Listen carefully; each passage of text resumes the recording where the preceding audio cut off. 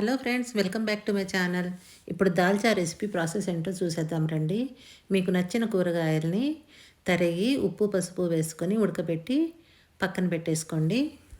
ఇప్పుడు కందిపప్పు పచ్చెనగపప్పు సమంగా తీసుకొని కడిగి 4 వంకాయలు, ఒక ఉల్లిగడ్డ, 2 టమాటాలు తరిగి వేసుకొని పసుపు కారం 1 టేబుల్ స్పూన్ వేసుకొని 3 విజిల్స్ వచ్చేంత వరకు ఉడికించుకోవాలి. ఇప్పుడు నిమ్మకాయ సైజ్ అంతా చింతపండుని తీసుకొని నానబెట్టి రసం తీసి పక్కన పెట్టుకోవాలి. 3 విజిల్స్ తర్వాత పప్పు బాగా ఉడికిపోయిందండి.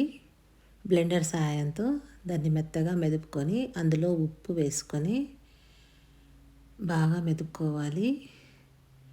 మెదిగిన పప్పులో చింతపండు రసాన్ని బ్యాలెన్స్గా వేసుకొని దానికి తగ్గ వాటర్ కూడా వేసుకొని ఉప్పు పులుపు బ్యాలెన్స్ చూసుకొని వాటర్ కలుపుకొని పొయ్యి మీద పెట్టి మరగపెట్టుకోవాలండి.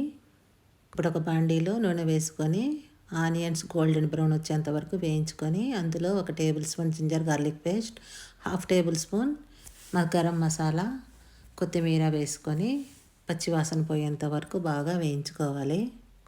ఇవి బాగా వేగిన తర్వాత మనం ముందుగా ఉడికించి పెట్టుకున్న కూరగాయలని వేసి బాగా కలుపుకోవాలి. ఇవి 2 నిమిషాలు బాగా వేసి కలుపుకున్న తర్వాత మనం మరిగించి పెట్టుకున్న దాల్చాని వేసి కలుపుకోవాలి. ఇంకా మరగనించాల్సిన అవసరం లేదండి. ఇంకా స్టవ్ కట్టేసుకొని వేడి వేడి బిర్యానీలోకి, పులావుల్లోకి, బగారా రైస్లోకి సర్వ్ చేసుకోండి. చాలా టేస్టీగా ఉంటుందండి. నా ఛానల్ని మొదటిసారిగా చూస్తున్నట్లయితే సబ్స్క్రైబ్ చేసుకోండి. నా వీడియో నచ్చితే లైక్ చేయండి, షేర్ చేయండి.